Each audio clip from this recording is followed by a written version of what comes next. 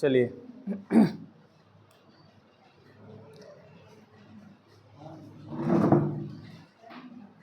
तो चलो आ जाओ। आज हम लोग पढ़ते हैं एक नया टॉपिक। यहाँ से भी प्रश्न खूब आता है परीक्षा में। टॉपिक कौन सा है? महाजनपद, महाजनपद काल। ठीक है ना? क्या है? महाजनपद काल। ठीक है। अब सुनिए, शैव धर्म इसके बाद हम पढ़ लेंगे। ठीक है ना? शैव धर्म पढ़ेंगे, वैष्णव धर्म पढ़ लेंगे, शाक्त संप्रदाय, बाकी सारे धर्मों को बाद में पढ़ लेंगे। थोड़ा सा महाजनपद काल के बारे में पढ़ लेते हैं। ठीक है ना? कहता है कि महाजनपद काल क्या था, है ना? महाजनपद की जो कॉन्सेप्ट आया, जो धारणाएं हैं, वो कहाँ से आई भाई? शुरुआत में हमने देखा था कि जो मनुष्य था वो क्या था? वो कबीलों में रहा करता था। किस में रहा करता था? कबीलों में। ठीक है ना? फिर धीरे धीरे वही कबीला धीरे धीरे जन बना, जन से फिर वही जनपद बना, फिर वही जनपद जब और बड़ा हुआ तो वही क्या कहलाया? महाजनपद कहलाया। बात समझ में आ रहा है? मतलब आप ऐसे समझ सकते हो, कबीला था, ठीक है ना? कबीला और बड़ा हुआ तो वो जन कहलाया, जन और बड़ा हुआ तो जनपद कहलाया, जनपद और बड़ा हुआ तो क्या कहलाया? महाजनपद कहलाया। बात समझ में आ रहा है? तो कैसे याद रखना है? पहले शुरुआत में था कबीला। क्या था? कबीला। कबीला इससे बड़ा क्या हुआ? जन। फिर जन से क्या बना? जनपद। और जनपद के बाद क्या आया? महाजनपद। बात समझ में आ रही है? तो यहाँ पे बहुत ज़्यादा इम्पॉर्टेंट है, ध्यान से देखिएगा। आपसे पूछता है कि जो महाजनपद काल है, ठीक है ना? तो महाजनपद काल का शुरुआत या प्रारंभ का कब से माना जाता है? तो कहा जाता है ईसा पूर्व 6वीं शताब्दी। कब माना जाता है? ऐसा माना जाता है कि ईसा पूर्व 6वीं शताब्दी में जो उत्तर वैदिक काल के जो जनपद थे, वही जनपद महाजनपदों में तब्दील हो गए। किस में तब्दील हो गए? महाजनपदों में। कब? वो डेट, समय आपको याद रखना है। तो ये बहुत ज़्यादा इम्पोर्टेंट ये पॉइंट है। कहता है ईसा पूर्व। ईसा पूर्व कौन? 6वीं शताब्दी। कौन सी शताब्दी?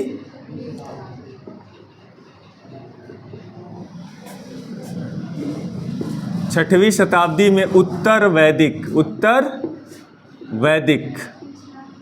उत्तर वैदिक काल के जनपद महाजनपदों में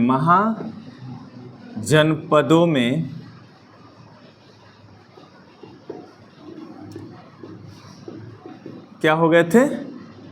तब्दील हो गए, परिवर्तित हो गए, तब्दील हो गए, उसमें चेंज कन्वर्ट हो गए। ठीक है ना? बस पहले छोटा हुआ करता था, फिर क्या हो गया? बड़ा हो गया। और जब बहुत बड़ा आकार ले लेगा तो उसी को हम क्या कहेंगे? महाजनपद कहेंगे। क्लियर हो गई बात? ये घटना कब घटी? ईसा पूर्व 6वीं शताब्दी। ये इम्पॉर्टेंट है। बात समझ में आ गया? फिर हम लोग मगध का राज्य उत्कर्ष पढ़ेंगे तो यही डेट इम्पॉर्टेंट होता है। ठीक है ना?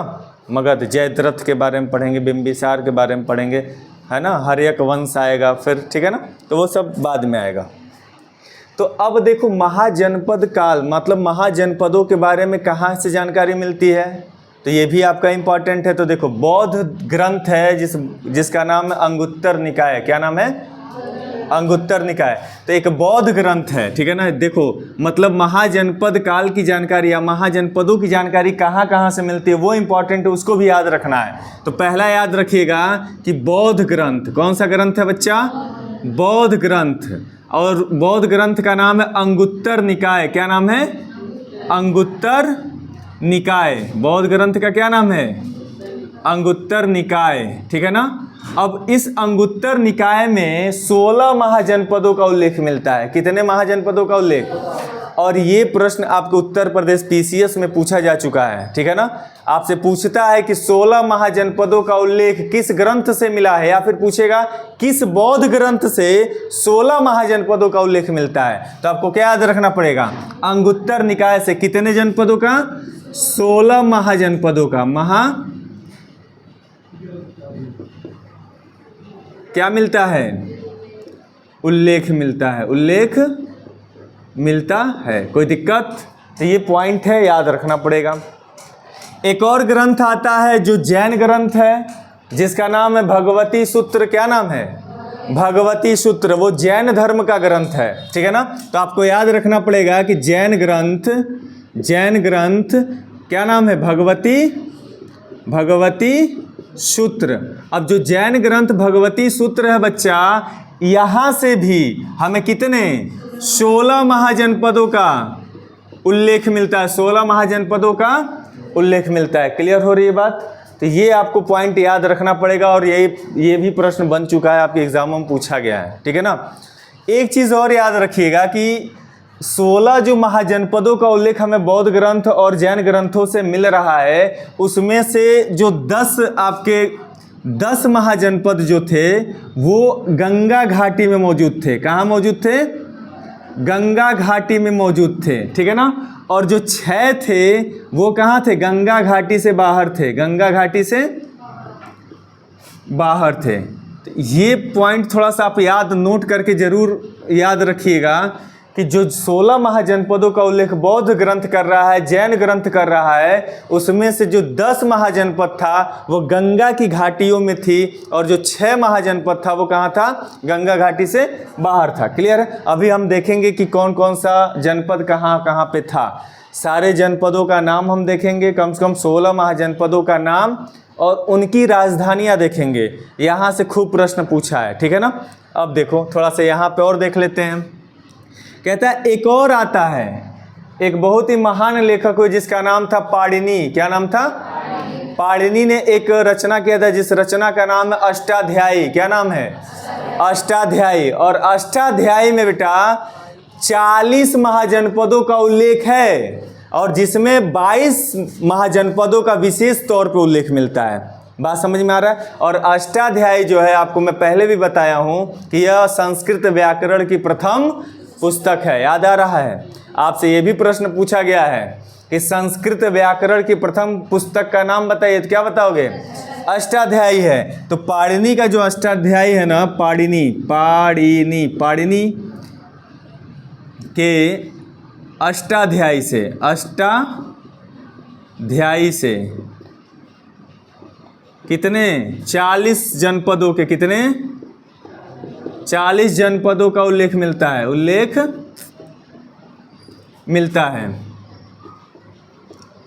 तो 40 मिलता है, लेकिन इसमें 22 जनपदों का विशेष रूप से उल्लेख किया गया है ना, जिसमें ये जरूर याद रखिएगा, जिसमें 22 जनपदों का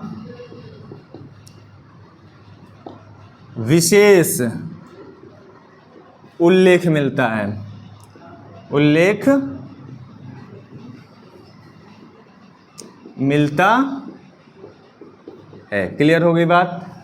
तो आपके एग्जाम के लिए ये इंपॉर्टेंट है, ये पूछा गया था। 40 तो है, लेकिन 22 जो है वो विशेष तौर पर उसका उल्लेख किया गया अष्टाध्यायी में। क्लियर हो गई बात? एक और आता है, आपको याद रखिएगा, महाभारत के अनुसार। महाभारत में लगभग 250 जनपदों का उल्लेख मिलता है।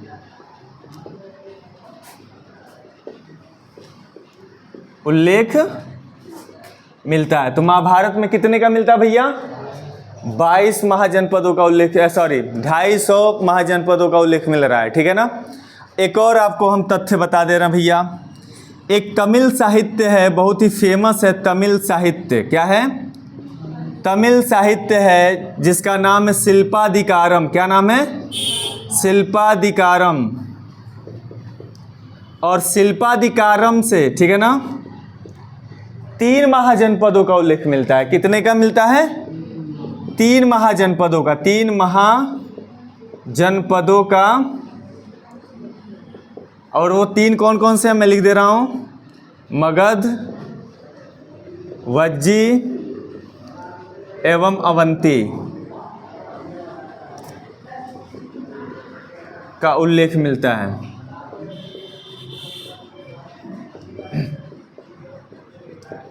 तो ये है क्या? ये साक्ष्य ही तो बता रहा हूँ अभी तक। क्या बता रहा हूँ? सच।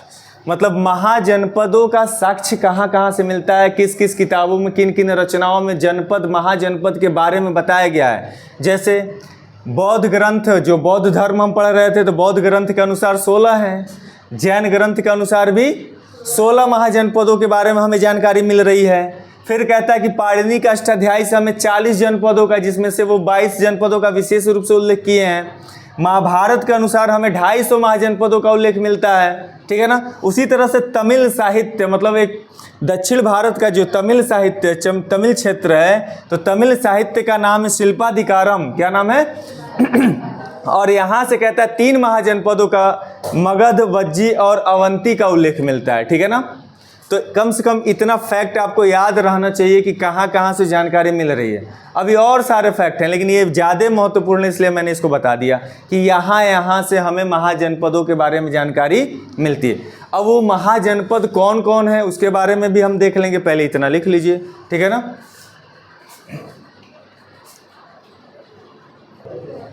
चलिए देखिए आप फिर से एक बार और समझ लीजिए। कहता महाजनपद काल, और महाजनपद काल जब भी आपके सामने आए तो आपको याद रखना है कि ईसा पूर्व 6वीं शताब्दी में जो उत्तर वैदिक के जो जनपद थे वही महाजनपद काल में क्या हो गए, महाजनपदों में तब्दील हो गए। और इसकी जानकारी कहाँ कहाँ से मिलती है भैया? तो पहली जानकारी याद रखिएगा कि बौद्ध ग्रंथ अंगुत्तर निकाय है, वहाँ से 16 महाजनपदों का उल्लेख मिलता है। सेकेंड पॉइंट आप याद रखिएगा कि जैन ग्रंथ आपका जो भगवती सूत्र है, वहाँ से भी 16 महाजनपदों का उल्लेख मिलता है। और ध्यान दीजिए, इन 16 महाजनपदों में जो 10 महाजनपद है वो गंगा घाटी में मौजूद थी, और जो 6 महाजनपद था वो गंगा घाटी से बाहर। गंगा घाटी का मतलब गंगा नदी से संबंधित जो क्षेत्र है ना, उसमें वो स्थित थे, इसलिए वो गंगा घाटी का क्षेत्र वो कहलाएगा। वहाँ पे 10 थे। क्लियर होगी बात? फिर और हम आगे बढ़ते हैं तो एक पाणिनि आते हैं, पाणिनि का अष्टाध्यायी। अष्टाध्यायी जो है प्रथम संस्कृत व्याकरण की पुस्तक मानी जाती है, ठीक है ना। वहाँ से बेटा 40 महाजनपदों का उल्लेख मिलता है, जिसमें 22 जनपदों का, महाजनपदों का विशेष तौर पर उल्लेख किया गया है। क्लियर हो गई बात? जो महाभारत है, महाभारत में लगभग 250 जनपदों का उल्लेख मिलता है। तमिल साहित्य की बात करते हैं तो जो तमिल साहित्य है, शिल्पाधिकारम, क्या नाम है बोलो? शिल्पाधिकारम। जो शिल्पाधिकारम है वहाँ से 3 महाजनपदों का उल्लेख मिलता है। वो 3 महाजनपद कौन कौन है? मगध है, वज्जी है और अंग है। ये 3 महाजनपदों का उल्लेख मिलता है। सॉरी, अवंती है, अवंतिका बोल दिए हैं क्या? बाहुबली में चले गए, है ना। चलिए थोड़ा सा हम लोग शिल्पाधिकारम के बारे में देख ले रहे हैं, ठीक है। शिल्पाधिकारम जो तमिल साहित्य है, वहाँ से कुछ प्रश्न बनते हैं, तो थोड़ा सा आया है, उसके बारे में देख लेते हैं। ध्यान से देखना है यहाँ पे बच्चा लोग। जो शिल्पाधिकारम है, कहा जाता है कि इसका लेखक कौन है, इसको किसने लिखा था? तो याद रखिएगा बेटा, जो लेखक है शिल्पाधिकारम का, उसका नाम है इलांगो या इलांगो। क्या नाम है? इलांगो, ठीक है ना, याद रहेगा। शिल्पाधिकारम को किसने लिखा था? इलांगो ने। और एक चीज़ याद रखिएगा, बहुत ज़्यादा इम्पॉर्टेंट, जो शिल्पाधिकारम है वो तमिल साहित्य का महाकाव्य कहा जाता है। उसको क्या कहा जाता है? तमिल साहित्य का महाकाव्य। तो शिल्पाधिकारम क्या है भैया? तमिल साहित्य का महाकाव्य, महाकाव्य माना जाता है, ठीक है ना। अब ध्यान दीजिए, एक बार परीक्षा में पूछ दिया गया था कि बताइए शिल्पाधिकारम क्या है। ऑप्शन में था नाटक है, कहानी है, कविता है, क्या है? तो भाई कथा है, ये कहानी है। कहानी का मतलब प्रेम कहानी है। कहानी में भी कौन सा कहानी है? प्रेम कहानी। तो आप याद रखिएगा, शिल्पाधिकारम जो है यह एक प्रेम कथा है, यह एक प्रेम कथा है, प्रेम कथा है। और प्रेम कथा है तो किसका प्रेम वर्णित है इसमें? कौन कौन था भैया जो प्रेम कर रहा था, जिसके बारे में इलांगो ने लिख दिया इसमें? तो कावेरी पत्तनम का राजा था जिसका नाम था कोअलन। क्या नाम था? कोअलन, बोलो। कोअलन कहाँ का राजा था? कावेरी पत्तनम का राजा था, ठीक है ना। उसकी पत्नी थी जिसका नाम था कोड़ग्गी। क्या नाम था? कोड़ग्गी, ठीक है ना। को आधा अड़ा है, फिर अड़ा, फिर गी है, कोड़ग्गी है। और उसके दरबार में एक नृत्यांगना रहती थी, डांसर। कौन? डांसर रहती थी जिसका नाम था क्या? बताइए। माधवी, क्या नाम था? माधवी। उसके साथ इनका प्रेम प्रसंग चल रहा था, जिसके बारे में इलांगो ने इस पुस्तक में लिख दिया। ठीक है ना, तो इतनी जानकारी लिख लो। नहीं पता चला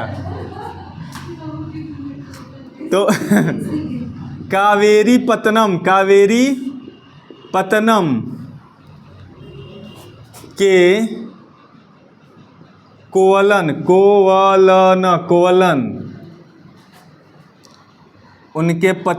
उनकी पत्नी कड़गी एवं नृत्यांगना माधवी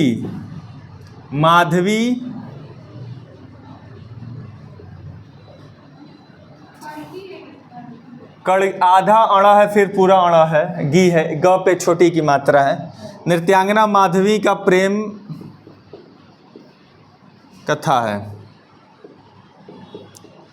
बात समझ में आ गया? तो कम से कम शिल्पाधिकारम से ये आपको पॉइंट याद रखना है। क्लियर है? ऊपर वाला मिटा दूं? चलिए अब हम देखते हैं जो महाजनपद काल है, 16 महाजनपद कम से कम हम देखेंगे। अब ये मत कहिएगा सर महाभारत में तो 250 महाजनपद है, 250 बताइए। तो 250 पढ़ने से कोई मतलब नहीं है। आपके परीक्षा में मात्र 16 महाजनपदों के बारे में जो है अभी तक प्रश्न बना है और आगे भी बनेगा। इसलिए हम ध्यान से देखिए, हम 16 महाजनपदों के बारे में देखते हैं। महाजनपद, 16 महाजनपद कौन कौन से थे और उनकी राजधानियां कौन कौन सी थी, ये बहुत ही ज़्यादा इम्पॉर्टेंट है। तो ध्यान से देखिए, ये बहुत ज़्यादा क्या है, मोस्ट इम्पॉर्टेंट है। क्या बच्चा? मोस्ट इम्पॉर्टेंट है। तो सबसे पहले क्या याद रखना है आपको? महाजनपद। क्या याद रखना है? और महाजनपद की क्या याद रखना है? राजधानी। क्या याद रखना बच्चा? राजधानी। अभी तो तुम लोग कहोगे कि भारत के जितने राज्य हैं उसकी राजधानी याद नहीं हो रहा है। अब 16 को एक्स्ट्रा और राजधानी याद करना पड़ेगा। करना पड़ेगा क्योंकि यहाँ से खूब पीसीएस में समीक्षा अधिकारी में भर के प्रश्न पूछता है। ठीक है ना? तो ध्यान दीजिए। तो महाजनपदों में हम 16 महाजनपद और 16 राजधानियाँ देखेंगे। तो सबसे पहले आप याद रखिएगा जो महाजनपद था मगध। क्या नाम था? मगध। और जो मगध था वो 16 महाजनपदों में कहा जाता है सबसे शक्तिशाली था। अगर आपसे पूछे कि 16 महाजनपदों में सबसे शक्तिशाली महाजनपद कौन था, तो क्या बताओगे? मगध था। कौन था बच्चा? मगध। और मगध की जो राजधानी थी वो क्या थी बच्चा? गिरिब्रज। क्या नाम था? गिरिब्रज या राजगृह। क्या था?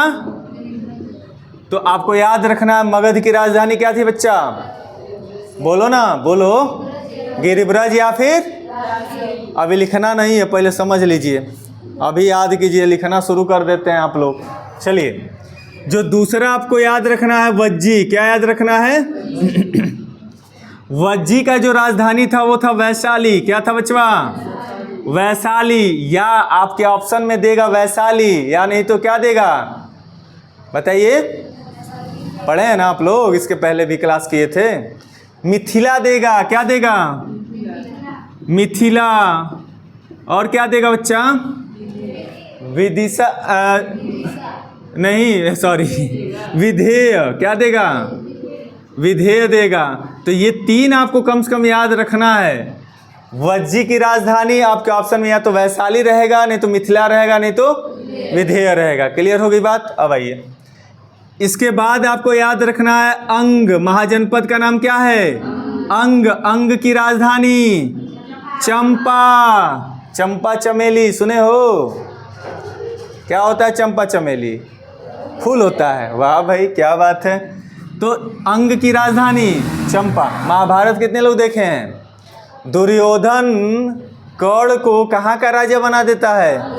अंग देश का। यही अंग है। यही अंग है कहाँ? ध्यान से सुनना, जो बिहार का भागलपुर और मुंगेर का इलाका है ना, वही एरिया हमारा कहलाता अंग प्रदेश, मतलब कहलाता था। ठीक है ना? अब आइए, अब देखेंगे काशी, क्या देखेंगे बचवा? काशी की राजधानी वाराणसी।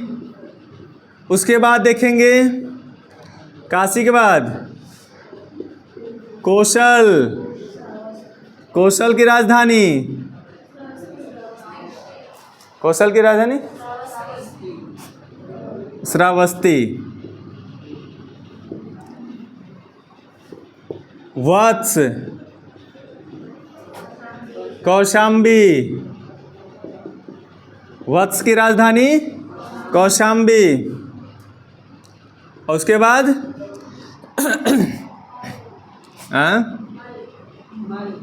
क्या है? मल, मल्ल की राजधानी कुशावती है। क्या है? कुशावती। फिर क्या है बच्चा? चेदी है, चेदी है। चेदी की राजधानी बता दो। शक्तिमती। क्या है? शक्तिमती। अब देखो सूरसेन, एक और कौन है? सूरसेन की राजधानी मथुरा। सूरसेन, सूरसेन की राजधानी मथुरा। और देखो एक और है, अरे भाई कुरु को पहले लिख लेने दो। कुरु, क्या है? कुरु, कुरु की राजधानी इंद्रप्रस्थ, इंद्रप्रस्थ। ठीक है ना? उसके बाद बताओ कंबोज, कंबोज की राजधानी हाटक। क्या है? हाटक, फाटक नहीं याद रखिएगा। एक और है बचवा, मत्स्य है। क्या है? मत्स्य का जो है आपका, या मत्स्य है या मत्स्य बोलते हैं उसको, उसका राजधानी विराटनगर। क्या है बच्चा? विराटनगर। कैठी हुआ? 12 गो हुआ, 4 गौरी, 13 याद रखिएगा। इधर आ रहा है ना, यहाँ लिख दे रहा हूँ। 13वां अवंती। अब हाँ, एक और चीज़ याद रखिएगा भैया, अवंती में 2 चीज़ याद रखिएगा। एक था उत्तरी अवंती, उत्तरी अवंती, और एक था दक्षिणी अवंती। अब दोनों पूछता है, कहता है कि अवंती, उत्तरी अवंती की राजधानी उज्जैन, और दक्षिणी अवंती की राजधानी महेशमती। महिष्मती, महेशमती साम्राज्य, बाहुबली याद आ रहा है? बस बस यही था, महिष्मती, महिष्मती। ठीक है ना? और बता दो एक और कौन सा जनपद? गंधार है। क्या है? गंधार होता है कि गांधार होता है? गंधार। गंधार की राजधानी तक्षशिला। क्या है? तक्षशिला। और एक और है, बताओ 15वां अस्मक। अस्मक के पहले एक और बताओ ना। अरे जिसकी राजधानी अहिछत्र था, काम्पिल्य था, बताओ उस। पांचाल। पंचाल। क्या है बच्चा? पंचाल। तो पंचाल की जो राजधानी 2 है, एक उत्तरी पंचाल और एक दक्षिणी पंचाल। तो उत्तरी पंचाल की राजधानी अहिछत्र। क्या है बच्चा? अहिछत्र, अहिछत्र। और दक्षिणी पंचाल की राजधानी काम्पिल्य। और एक 16वां जो जनपद था अस्मक। क्या याद रखिएगा? अस्मक। और अस्मक की राजधानी थी पोतन या पोटली, या पोटली कहीं कहीं लिख के मिलेगा। और यहाँ से एक जानकारी याद रखिएगा, यह एकमात्र दक्षिण भारत का महाजनपद है। मतलब दक्षिण भारत का एकमात्र महाजनपद कौन सा है पूछेगा तो क्या बताओगे? अस्मक है। किस नदी किनारे? तो गोदावरी नदी किनारे। किस नदी किनारे? ये पीसीएस में पूछा गया था। तो याद रखिएगा कि दक्षिण भारत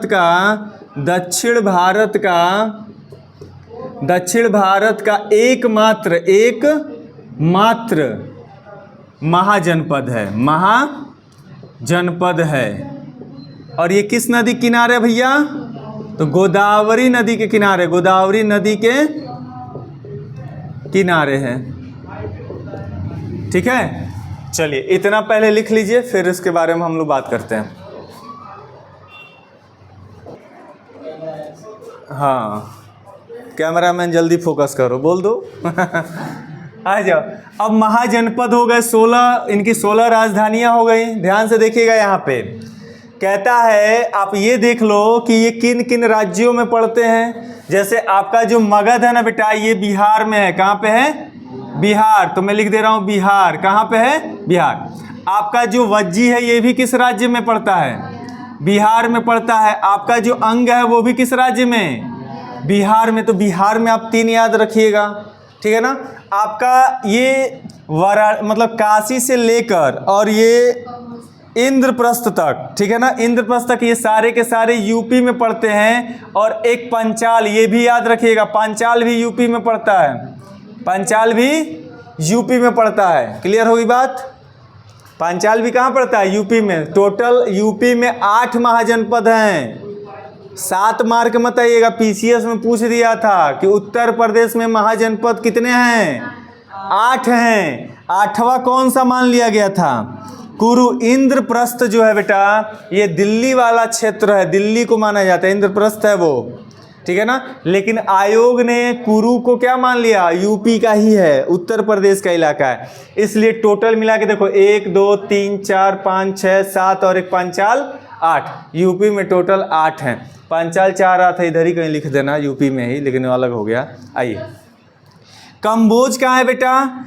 कई सारे किताबों में लिखा है जम्मू कश्मीर। कहाँ लिखा है? जम्मू कश्मीर। और कई किताबों में मैं देखा हूँ लिखा है अफगानिस्तान में है, लेकिन आप लोग याद रखिएगा जम्मू कश्मीर, ठीक है ना। अब आइए, विराटनगर मत्स्य कहाँ पे है? तो राजस्थान में। कहाँ पे बच्चा? राजस्थान। राजस्थान में है।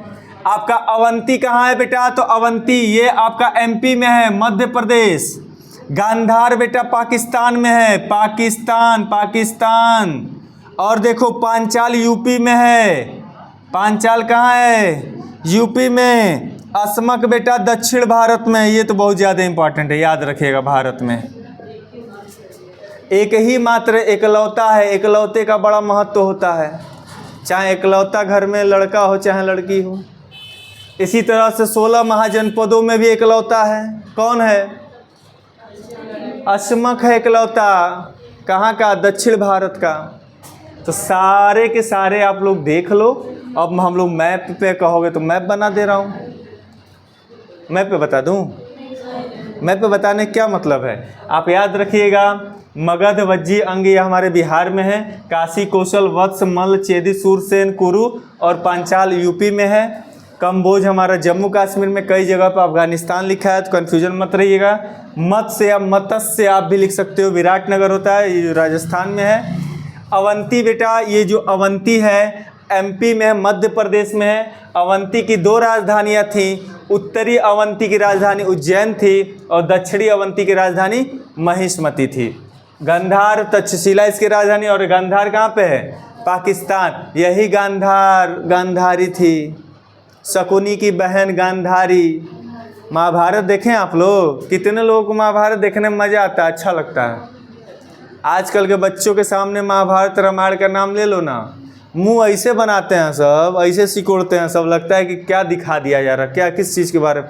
अरे वहीं से आपके व्यक्तित्व का विकास होगा। वो चीज़ देख ही नहीं रहे हो आप क्या देख रहे हो? टिकटॉक है ना, उसी पे आजकल फेमस हो रहा है। कौन सा कौन सा फेमस हो रहा है जी? हाँ, बाबू को दहेज में फॉर्च्यूनर चाहिए, बहुत फेमस हो रहा है। तो ये 16 महाजनपद आप याद रखिएगा। क्लियर? एक नोट करके लिख लो। लिखो प्राचीन, नोट करके लिखना इसको। प्राचीन श्रावस्ती नगर का विन्यास अर्धचंद्राकार था। प्राचीन, यहाँ लिख दे रहा हूँ, प्राचीन श्रावस्ती नगर का, श्रावस्ती नगर का विन्यास अर्धचंद्राकार था।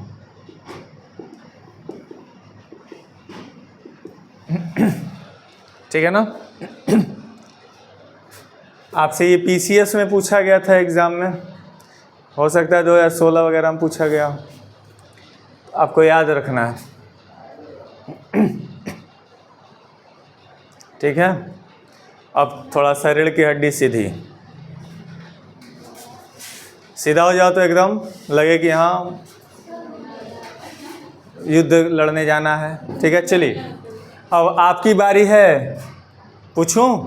बोलना है, तेज बोलना, आवाज निकलना चाहिए। चलिए, मगध की राजधानी बोलो। ये भी बताना कहाँ है वो? बिहार। चलिए, वज्जी की राजधानी बेटा। बहुत बढ़िया। अंग की राजधानी? और काशी का? कौशल। रुको भैया, कौशल का बताओ। वत्स। मल। ये जो मल है ना बेटा, ये मल आपका जो कुशावती है, कुशावती का मतलब जो आपका देवरिया, कुशीनगर, ये जो इलाका है गोरखपुर का, ये मलगढ़ राज्य हुआ करता था। ये हम पडरौना में रहते हैं और पडरौना का जो जिला है वो कौन सा है? कुशीनगर है। तो वही मलगढ़ राज्य की बात की जा रही है। यही था हम लोगों वाला ये, ठीक है ना। तो इसकी राजधानी क्या थी? कुशावती। यही कुशावती बाद में अब जाके कुशीनगर हो गया। बात समझ में आ रहा है? अब भाई चेदी का बताओ। सूरसेन। कुरु। अच्छा, और कंबोज कहाँ है? मत्स्य या मत्स्य कहाँ है? अवंती की कितनी राजधानियाँ? उत्तरी अवंती का बताओ। दक्षिणी अवंती कहाँ पे है ये? बहुत। गांधार की राजधानी पाकिस्तान में। पंचाल की कितनी बताओ? उत्तरी पंचाल का और दक्षिणी पंचाल का। और असमक की राजधानी बताओ। और ये क्या है बेटा? भारत, दक्षिण भारत का एकमात्र महाजनपद है। किस नदी किनारे है? और याद रखिएगा, नदी का नाम पूछा था आपके एग्जाम में, ठीक है ना। तो ये भी याद रखना है। क्लियर होगी बात? चलिए अब आगे हम लोग देखते हैं। कहें